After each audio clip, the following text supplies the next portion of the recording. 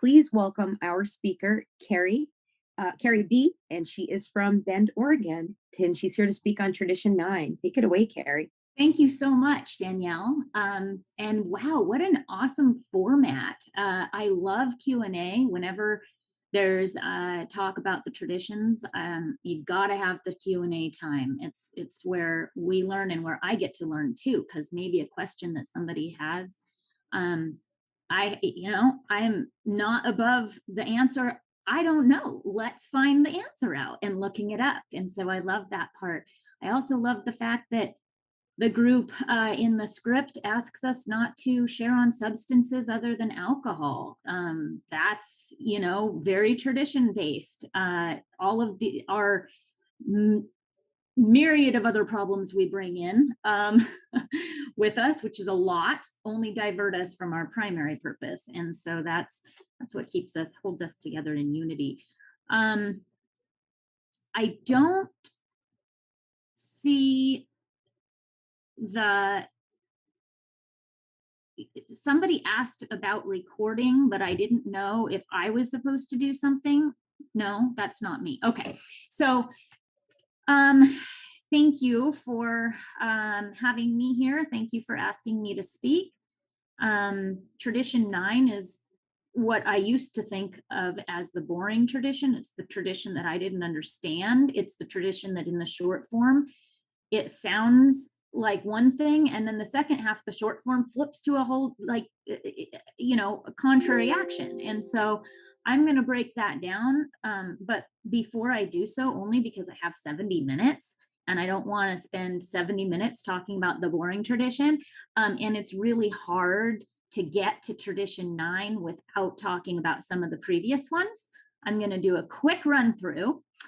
Which will bring us to tradition 9. So first, a little bit about me. I do have a sobriety date, March 25th, 2010. So I guess next month I'll be 11. I have a sponsor who has a sponsor, and I do sponsor women who sponsor women. I have a home group, one home group. I no longer think that I have a right to participate in every meeting I attend. I did that for a long time. I'm finally one among many. Finally, these traditions are have gone from my head to my heart, which took a long time. And those things that I'm telling you about my home group and my sponsorship line, I don't tell you those things to pat myself on the back, believe it or not. I don't tell you those things to impress you, although they impress the heck out of me. I tell you those things because that's what keeps me in the middle of Alcoholics Anonymous. And if I didn't mention them, I would be doing anybody a disservice, because I didn't just come here and get rendered sober. And it takes having women on this side of me and women on this side of me. It takes being in the book. It takes being in the middle of a home group, being one among many, being a small part of the great whole, working toward the great goal, right? To stay sober and help other alcoholics to achieve sobriety. So traditions in general, and I know that some of the past speakers you've had up until now have been amazing speakers. You've had my service sponsor speak. You've had some of my other heroes speak. I love, your delegate or your trustee right now, or delegate right now in Area 44, Jimmy. I know him. I have a lot of respect for him. And so I'm sure that they covered everything quite well. But what's hard about having different speakers speak on different traditions is, sometimes you get cross references, and sometimes, I don't know what's been missed. I don't know what's been covered. I don't know. So a little bit about the traditions, and please forgive me if someone else already read this portion out of AA Comes of Age, which is what I'm going to read to you. Oh, by the way, my home group is the New Horizons group. And I just gave Danielle the information. If anybody wants to come visit us, we meet 7 days a week at noon, 3:00 Pacific. You're more than welcome to come and say hi. There's 4 places that we go to for the traditions. There's the place that is most well known, of course, the 12 and 12.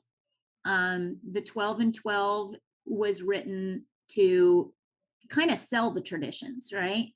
The essays on the traditions obviously were written first because Bill was still trying, even though we adopted them unanimously at the 1950 conference, the first General Service Conference, they were still not super, people still didn't want to hear about them all the time. And so Bill wrote this book to help us to get to know the traditions and to help us to understand the why of the traditions. And he knew that it wouldn't sell, obviously, if it was just the traditions. So that's, the tradition essays came first. And then he wrote the 12 steps, the essays in the 12 steps, because he thought, and Bill was a salesman. And I loved that about Bill. He knew that it wouldn't sell if it was just the 12 traditions. So he wrote 12 essays as well on the steps. But really, all those are, and the 12 and 12 calls them little essays. All they are is, essays. They're not the traditions. The traditions can be found in the 12 and 12. They're in the back. They're called the long form. That is the actual tradition. The essays are not the tradition. They're just essays. So the actual traditions are found in the back of the 12 and 12 in the long form. You can also find them in the AA group pamphlet P16, and then they're in the back of that in their original form. So we have 4 places that the 12 traditions is really the meat and the potatoes, right? So Comes of Age is the first one. It is my favorite one. It's always been my favorite one. The 12 and 12, again, it was written in a time where we were still trying to sell the tradition. So Bill used words a lot like ought not and suggested. And, he didn't want to scare anybody off. Well, Comes of Age, it's got some teeth in it, right? And I need clear cut directions. I don't know about anybody else, but like the big book that, the wording in the big book that is clear cut directions, that's what I need. Like I will find loopholes in anything if you give me enough time, right? Because I got self will run riot on any given day. So I appreciate the teeth in Comes of Age. I appreciate the clear cut, do this, don't do that. He actually uses the term tradition violation in the Comes of Age, which we would never use in the 12 and 12. We don't want to scare people away, right? And so for someone like me who I need a brick over the head, right? I mean, that's just the kind of learning and some people need more soft, like the 12 and 12. And so I'm so grateful that we have all this abundance of literature, something for everyone. I didn't know about the book AA Comes of Age until I was sitting in a meeting at my home group, and Wayne S., one of the old timers, it was sharing, and I'm pretty sure looking back, he was probably sharing at me because I had just went through the 12 and 12 not long before, and I was probably preaching about all the things I know, all the things I think I know, right? Don't you know who I think I am?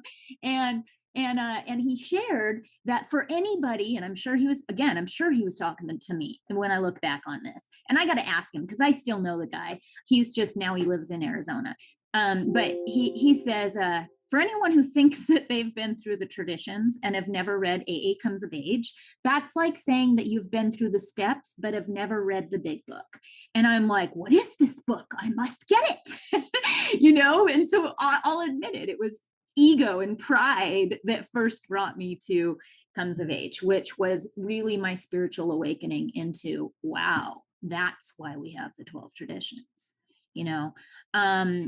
so AA Comes of Age is definitely my go-to for all 12 traditions. The 12 Traditions Illustrated is a super fun place to go to. For one, because it's like a coloring book, right? Like it's illustrated. Some of the traditions don't even have words. They're just simply illustrations, like Tradition 10. But what I like most about the illustrated version is that it was written 30 years after anything else that we have as far as the traditions go. So it brings stuff the examples used are examples that still go on in meetings today. It's really, wow, that absolutely happens in meetings today. That is relevant, instead of hearing about Wombly's clapboard factory over and over again, right? For anybody who has read the 12 and 12, they have some things that are kind of like, how is that relevant? And so, and I'll tell you why it's relevant is because the 12 and 12 was written as a kind of a, like, this is our history of how we became, why we have the traditions. And so it's very important. Another book that I really like in for that same reason is The Language of the Heart. And Language of the Heart it's just a whole collection of Bill Wilson's early writing, that anything he published in the Grapevine, all of his Grapevine articles are published in one book, in one collection. And in that collection, there are those 12 original articles that when he was creating the traditions, way before they were adopted, he wrote a tradition a month for 12 months, an essay a month for 12 months in a row, each one publishing in the Grapevine, in the monthly Grapevine, which, is our newsletter, about each tradition. And those original articles are published in Language of the Heart, and they're wonderful articles, and they give you kind of a peek behind the curtains, for lack of a better term, like what was going on before the tradition was created, right? Like, this is what Bill was thinking as the tradition was being created. So you kind of get a background, more of a background, on the need for the tradition. And so I really appreciate that one too. And then, of course, the 12 and 12, which is my fourth favorite out of all four places to go for the traditions.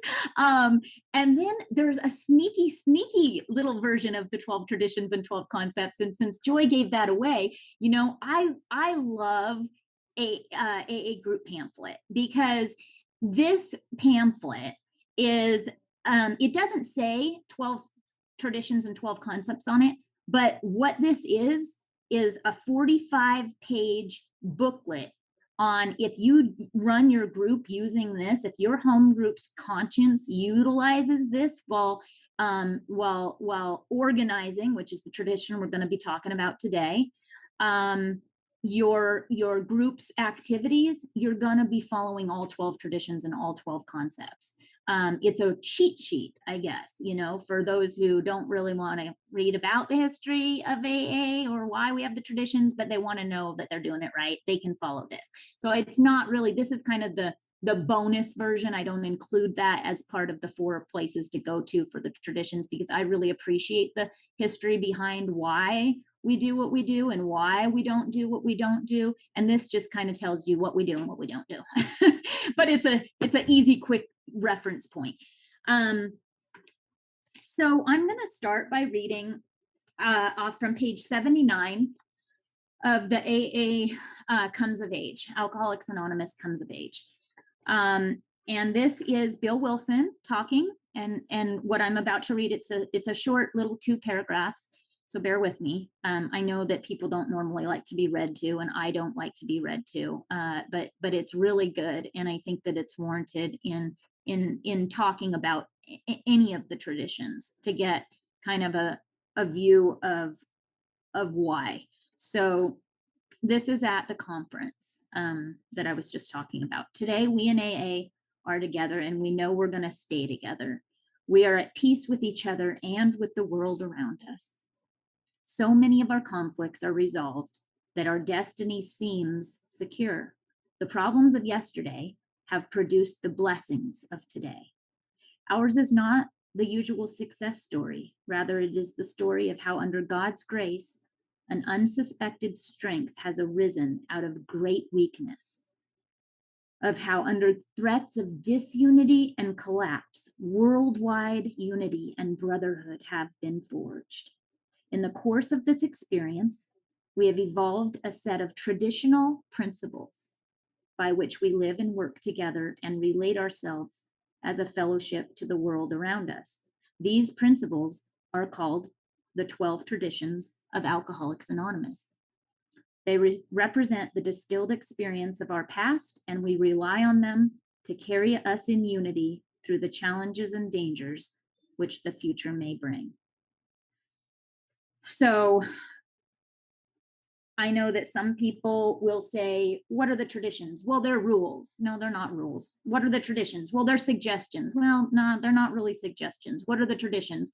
Oh, they're just, ideas. Well, no, what they are is a set of traditional spiritual principles, just like the 12 steps, no different than the 12 steps. So I'm going to go to my handy dandy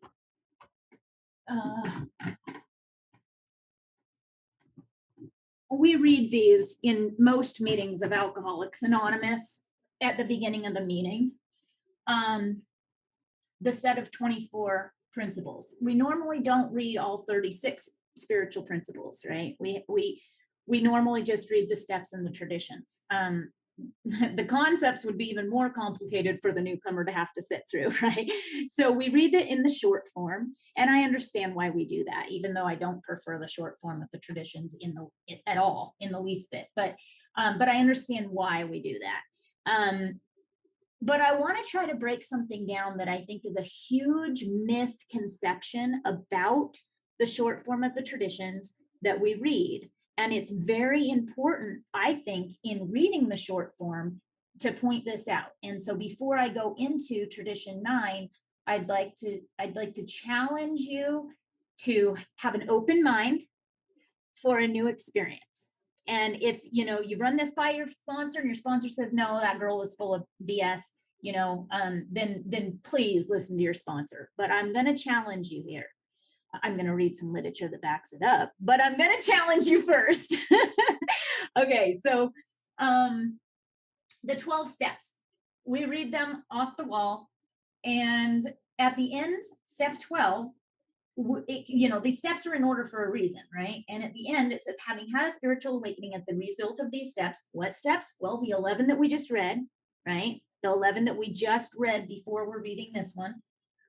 We tried to carry this message to alcoholics and to practice these principles in all of our affairs. What principles? Well, the ones that we just read. We just read those, and this is why the principles are at the very bottom, why that comes into play at the 12th is to practice these principles in all of our affairs, the 12 steps.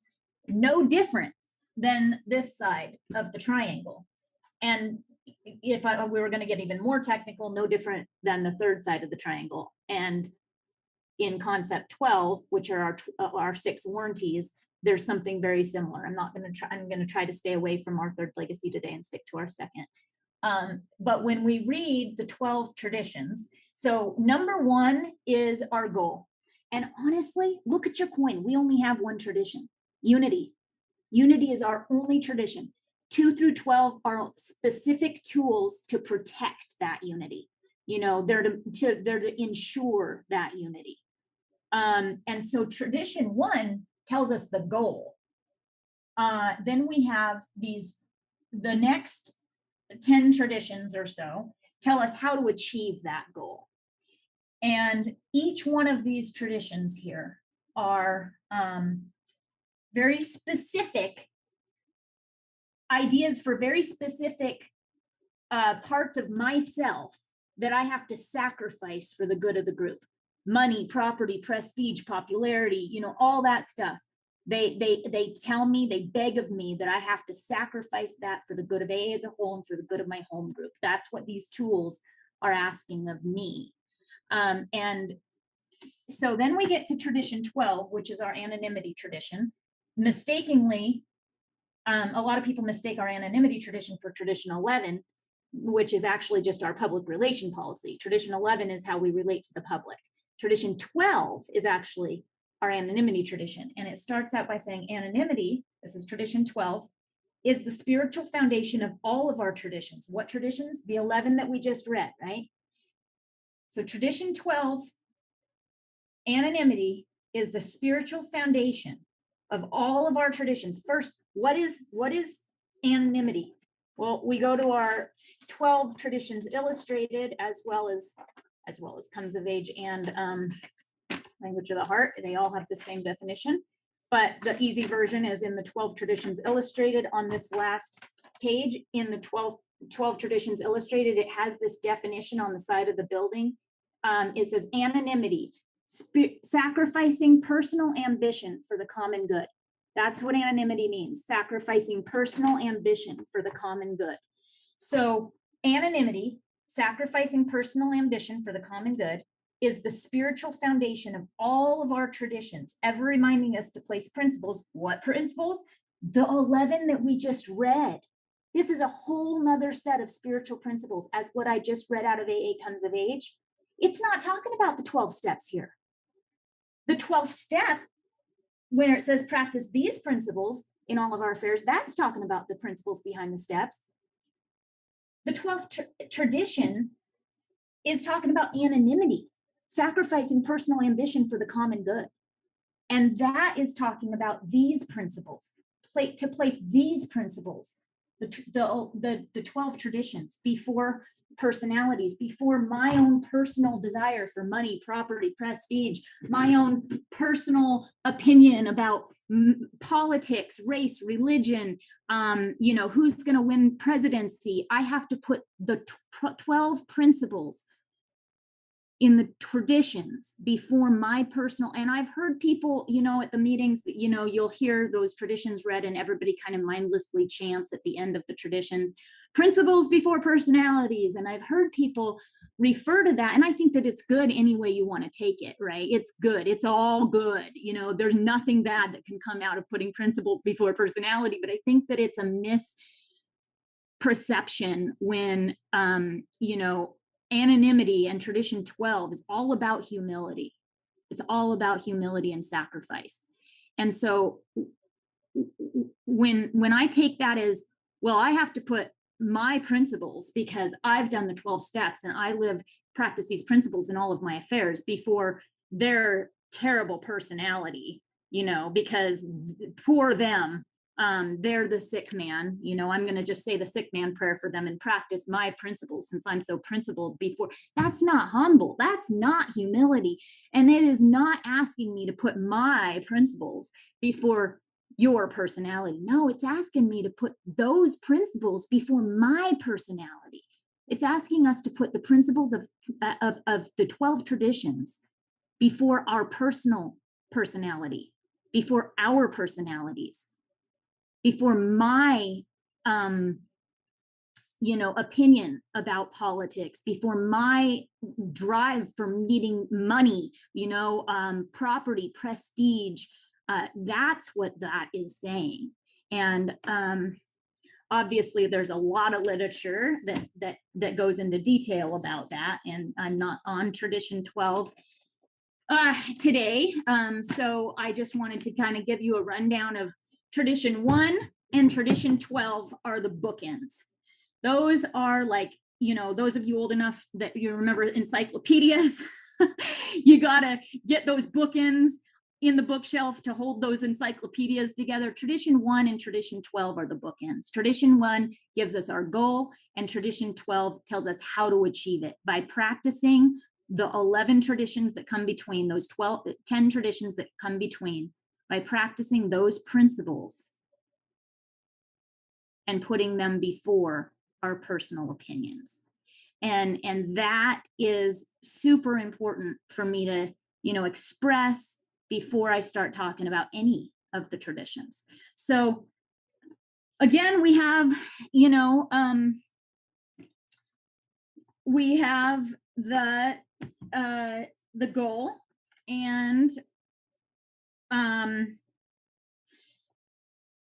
one of the little things that I'll mention about tradition 1, and this is why I really appreciate this, because I'm going to go through the traditions real rapidly here before we get to 9. One of the things that I really appreciate about the 12 traditions illustrated in tradition 1 is that it gives, like I said, a really an example that we've all seen in meetings that didn't happen a long time ago. It happens today and every day in meetings. So I'm going to just read this quick paragraph. Our brother, the noisy drunk, affords us the simplest illustration of this tradition. If he insists on disrupting the meeting, and you can put noisy drunk in there, you can put, you know, uh, somebody who is threatening to cause harm, somebody who is 13 stepping, somebody who, a predator, whatever. Okay. So our brother, the noisy drunk, affords us the simplest illustration of this tradition. If he insists on disrupting the meeting, we invite him to leave and we bring him back when he's in better shape to hear the message. We are not that we are putting our common welfare first, but isn't it in his welfare too? If he's ever going to get sober, the group must go on functioning ready for him. And I really appreciate that, because when I was new, I remember, you know, we did have this dangerous guy in my home group, and I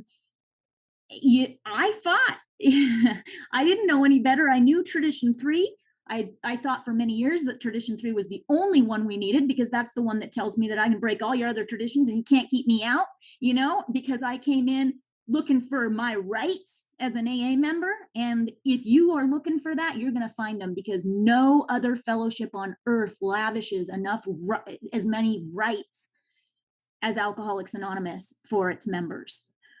Today, I will tell you that I'm really as grateful as I am about the rights I had coming into AA.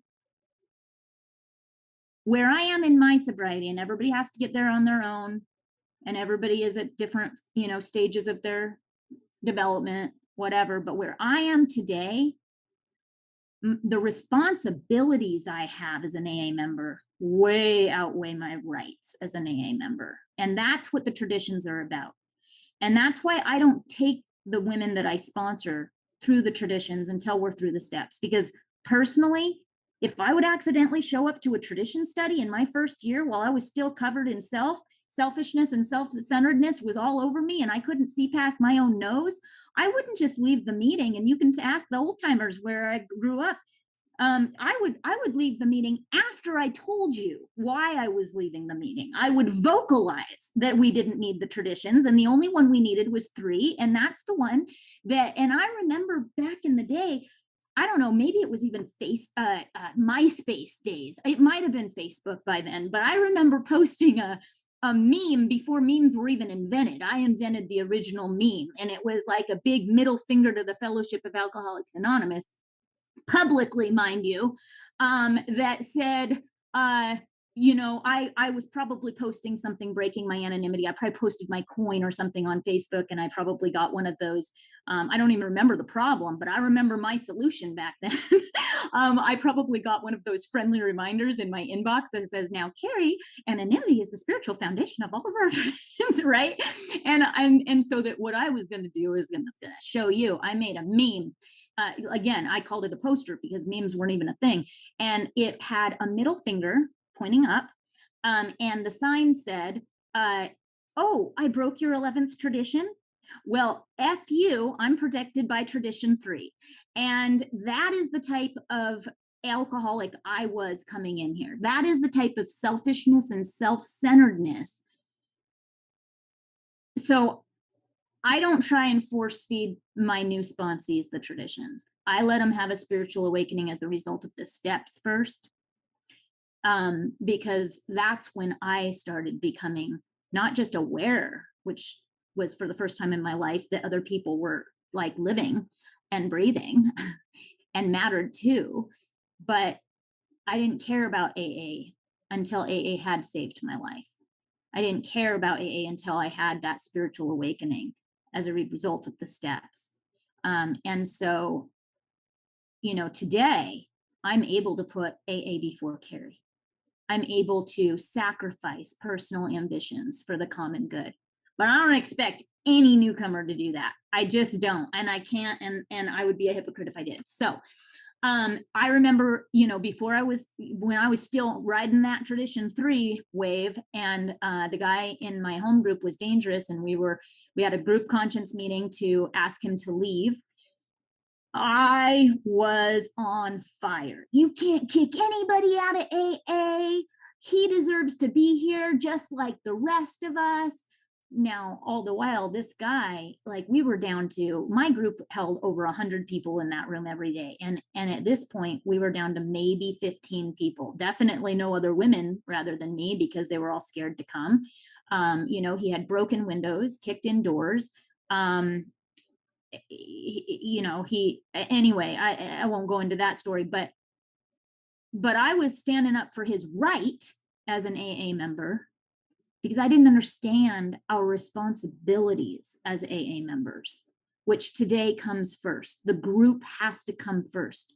The group comes before you, the group comes before me, the group comes before the old timer, and close your ears or put me on your 10th step. The group comes even before the newcomer. There is no second class citizen in Alcoholics Anonymous ID. And so, I know, and I was guilty for 2 years of saying in my shares, every time I would share on topic, but before I started sharing, I would say, welcome to those who are new or nearly new. You are the most important person in this room. I'm still making amends for that. That is not in alignment with tradition one. There's no more important, there's no second class citizens. Nobody's more important than the next. And there's one that comes before everybody, and that is the group. And the group's welfare has to come before the individual. And that is what I've learned in tradition one. And moving into tradition two is when I didn't realize that God is who spoke through the group conscience. I didn't realize that that's how we allowed God's voice to come through. I would hear people talking about God's voice, and I'm like, huh? Where are you hearing God's voice in these group conscience meetings? But it's because when even the minority gets to express themselves, that's when God can start doing his work, right? And so tradition two for me was a big learning experience. Again, I'm going to show you this picture of tradition two in the 12 Traditions Illustrated, because I know I'm right all the time. I told you this coloring book, and I did. I even colored him blonde because there's me. Like there's my group conscience down there, and they're having a business meeting. There's my AA family in my home group. And then there's me standing up knowing that I'm right, defending that third tradition. And here's God going down boy to me, down girl. He's raising up, and that's where God speaks. And so now I have to realize that even, every group has a right to be wrong. Absolutely. That's getting to tradition four. But that doesn't make them right. It doesn't make their wrong decision right. But what does make it right is when it comes from the group. And so Carrie always has to accept the group's conscience. That's why I love this, is because when somebody first handed me this in the beginning of my sobriety, this pamphlet, AA group pamphlet, it was 95% wrong in Carrie's opinion. And now that I have a little bit of experience, there's only one thing left in here that's wrong, in Carrie's opinion. 95% of this pamphlet is right. And guess what? The pamphlet hasn't changed. The pamphlet hasn't changed. And what I have to trust is this pamphlet, which really is God as he may express himself throughout the United States and Canada, with members weighing in at every stage of development, because that's what our conference approved literature is. It written and published in our conference approved literature holds just a little tiny bit more weight than Carrie's opinion. So even when I have a strong opinion, I have to go to our literature, because it will always, God always knows better than Carrie, always. Tradition three is amazing. It's our inclusivity tradition. It's our simplest tradition, but because we're alcoholics, we can complicate the heck out of it. But really, tradition three, it says it in every single piece of literature. In the 12 and 12, it says what, let's see. So tradition three is the one that says that we all alcoholics are welcome, right? So anyone who suffers from alcoholism, for what AA was really saying to every serious drinker, You are a member if you say so. No one can keep you out.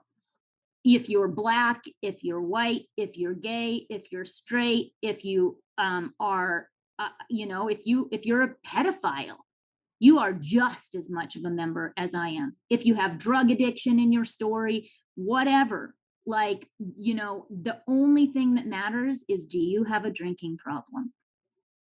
The story in tradition 3 about it doesn't say what it's about in the 12 and 12, because we didn't want to offend anyone with the 12 and 12. We were writing it to sell the traditions, but what the guy was about, with the guy that knocked on the door of Dr. Bob's a clubhouse or Dr. Bob's meeting room, he was an African American gay cross dresser, and back in those days, believe it or not, guys, that was not okay. We have come a long way. But and everybody was like, oh my God, like, these cops are here delivering this guy, and what are people going to think of us? Like, and he was a streaker. So this guy, this black African American streaking cross-dresser, like, is dropped off, and Dr. Bob, he said, well, Bill Wilson and Dr. Bob, they said, well, is he a drunk?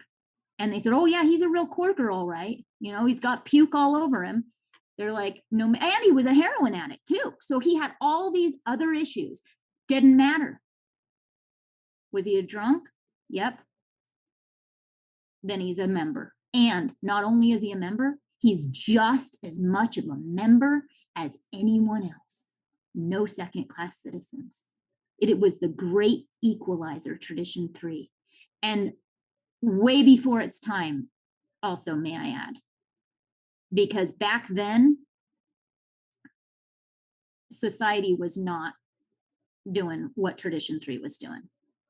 And so tradition 3 says, if you have, in Bill Wilson's words, not mine, a genuine alcoholic history, then you're a member when you say you are. So then tradition 4, which says, a tradition 4. Tradition 4 gets used to veto out some of the other traditions, but just a real quick, and I love the tradition 4 and the 12 traditions illustrated. Tradition 4 says, that we can come up with our own customs and practices, not our own 12 traditions, but our own customs and practices. So do you want coffee or do you want tea? Does your group want to be an hour-long meeting or a half-hour meeting? Do you want to be an open meeting or a closed meeting? Tradition 4 does not allow us to come up with our own definition of an open meeting or our own definition of a closed meeting or our own set of steps or our own set of traditions. We don't own those. And but and if we change anything about the steps or the traditions or alter any of that, Appendix E in the service manual says that the conference has the negative right of appeal to stop you. So the only thing that you cannot do is change those steps, those traditions. You don't get to pick and choose which ones that your group, and that's it. And then tradition 5, it says that tradition 3, we've opened the door wide to every alcoholic in the world. And we all come in with a myriad of other problems, right? Tradition 5 reminds me that if I'm talking about my myriad of other problems, if I talk about a heroin addiction, maybe one person in the room is going to be able to identify with that. Okay. If I talk about my eating, my overeating, or my sugar addiction, maybe 30% of the room will be able to identify with that, right? If I talk about my gambling addiction, there might be some people in the room that are going to be able to identify with that. But when I talk about my alcoholism, 100% of the room of Alcoholics Anonymous is going to be able to identify with that. I'm not leaving anybody out, and we can achieve that magic of me too. And so we open the door wide and we all come in with so many other problems. I haven't met an alcoholic yet who has never had a problem other than alcohol, in addition to alcohol. But what tradition 5 does with all of this huge door opening, it closes the focus on our one similarity, on our common problem and our common solution. Tradition 6 makes sure that we don't get off of that common problem and off that common solution by being diverted from our primary purpose by connecting with sober living houses, treatment centers, hospitals, institutions, even the churches that we meet in. One of my favorite things about Tradition 6 is, right now in the current age, we don't have Zoom meetings, you guys. I hate to break it to anybody who uses the term Zoom meeting. There's no such thing as a Zoom meeting. It's an AA meeting, whether you're meeting in a church or the library or on Zoom or online, it's still an AA meeting. One of the things, it's an online meeting. Zoom is not the only online platform. So we used to meet in the church. We did not used to, if I would have called my home group a Trinity Episcopal Church meeting, it would have been breaking a tradition. We don't do that. It was a church meeting, a meeting that met at the church, and now my home group meets online. We don't call it a Zoom meeting. We call it an online meeting. We don't connect with the vendor, right? So page 17 says, no matter how noble the activity or institution, experience has taught AA groups to carefully avoid any affiliation or endorsement of any enterprise outside of AA.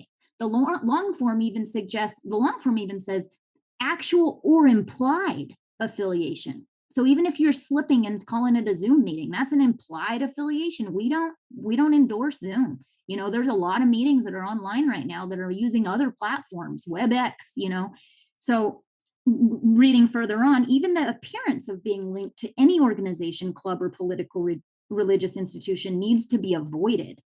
Therefore, an AA group that meets in a correctional or treatment facility or church or an online platform like Zoom should take care not to use the institution's name, but to call itself something quite different. This makes it clear that the AA group is not affiliated with the hospital, church, prison, treatment facility, or whatever, but simply rents space for their meetings. We've always rented space for the meetings in a church. Then we went briefly to a parking lot. Now we're online, but it's still the group is still New Horizons. We're still an AA group. We're not a Zoom group any more than we were a church group before. So that's Tradition 6. Tradition 7 is why we don't use the word donation. We are fully supported by the voluntary contributions of our own members, both monetarily and physically, and that is in the long form of Tradition 7. Words like donation and foundation imply a charitable cause. When we first adopted these traditions, we used to call the General Service Office the Alcoholic Foundation. Well, we don't use that word anymore. Now it's just the AA World Services, right? We don't use the word foundation or donation because it implies a charitable cause. So I don't donate to my home group any more than I donate to my household bills. It is my responsibility. Again, my rights or my responsibilities, right? And I am responsible for my sobriety. I don't donate to the IRS. I'm a contributing member of society. I donate to Meals on Wheels and to the Humane Society because it's not mine. That's a donation. A contribution is something I'm responsible for. So please don't donate to your home group. Don't pat yourself on the back for that, because that's not what we're doing here. We contribute, and all of our language in all of our literature is very consistent with that. We don't call it the Alcoholic Foundation anymore, and we don't accept donations, not even from our own members. And that's why when you log on to contribute, the button will say contribution. It'll never say donation. So Tradition 8 tells me that that I can give this thing away for free and for fun, never for fee or for hire. Those words come from the long form, for fee or for hire. We don't make money out of this thing, right? Ever. I can do this as a what is the word that we use? It's in the big book, actually. I can go to the big book, page 19. It's funny, you can find every single one of our 12 traditions in the first 164 pages, 10 years before the traditions were even thought of. It's amazing. Vocation. None of us make a sole vocation of this work. A vocation is a career or occupation. In AA, we're an avocation. Nor do we think its effectiveness would be increased if we did. We feel that elimination of it. And then it says, a few are so fortunate enough to be so situated that they can give nearly all their time to this work.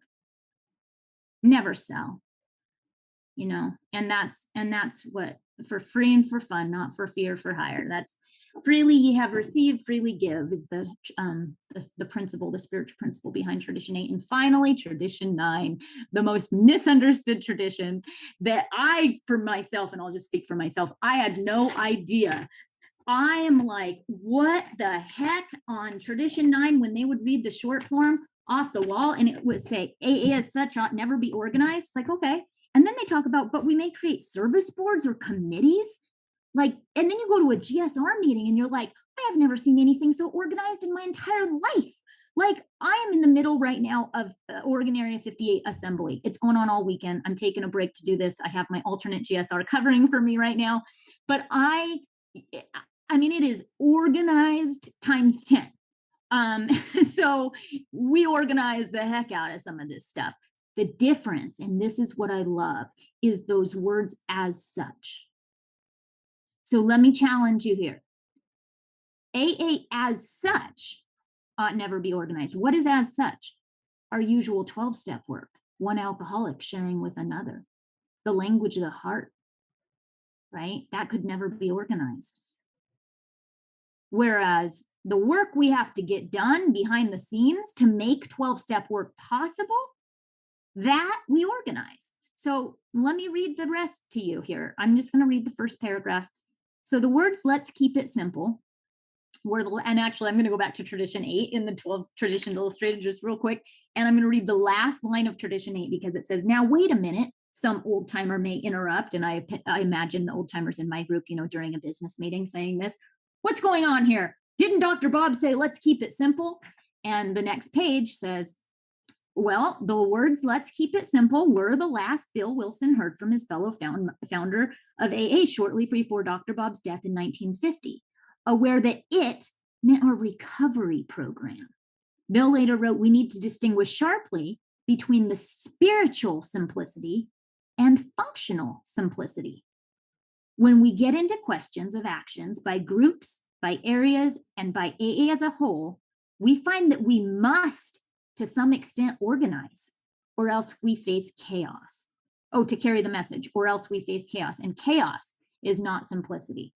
When tradition 9 speaks of AA as such, it goes to the heart of the AA experience, to the spiritual simplicity of one alcoholic saying silently, perhaps help, and another alcoholic answering, I know how you feel. We're here to help you. Such a relationship could not be organized.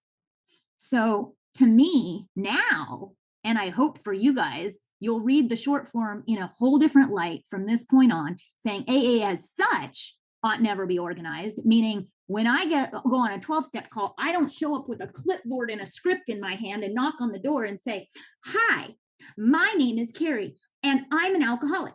It works if you work it.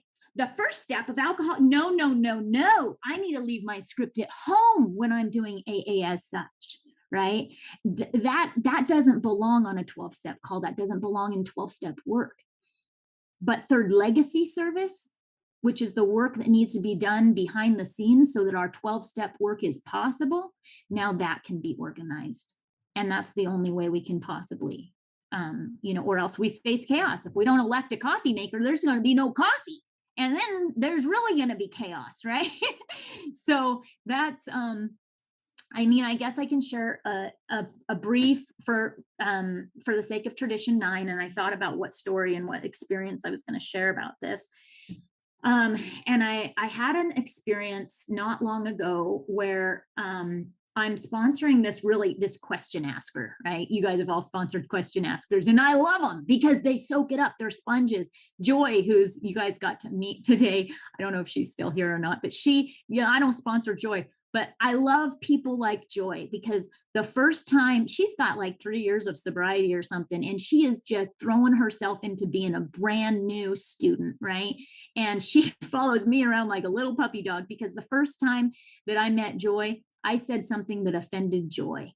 And instead of just accepting it, moving on, because I don't know, I don't work a program of acceptance. I work out of the front of the book, right? I'm out a program of action, right? And like Joy, she called me up and she said, I didn't understand this. What were you talking about? I'm a little bit offended. And actually that's how I first met my service sponsor as well. That's how I met Billy. He gave some talk about 5 years ago that I didn't agree with at all.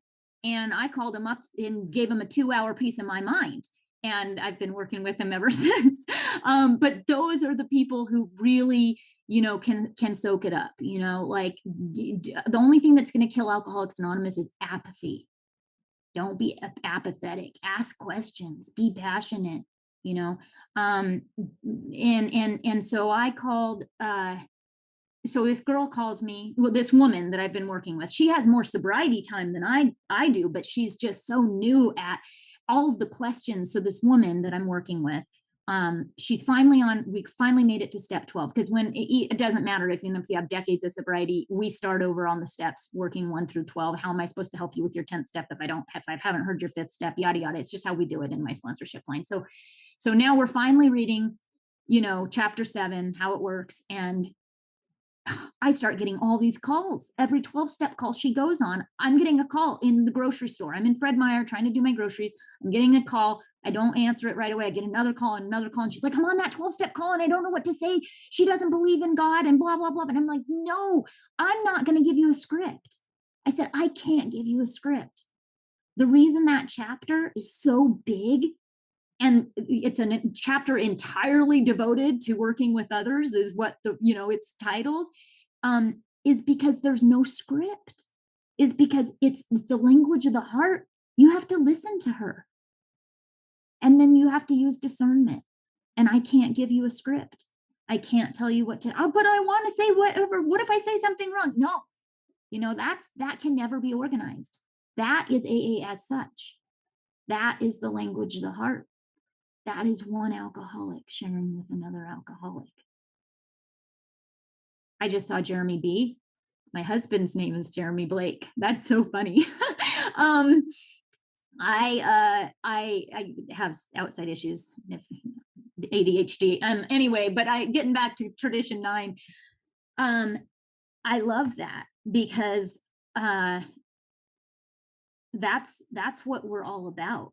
AA as such is one alcoholic sharing with another. Dr. Bob tried to recover in the Oxford group for 2.5 years and couldn't get 2.5 days put together. And he had all the king's horses and all the king's men, right? Like he had every means at his disposal. I mean, he's a doctor. He was a religious man. He had the clergy. He had the best medical professionals, psychiatric and otherwise. He had everything going for him.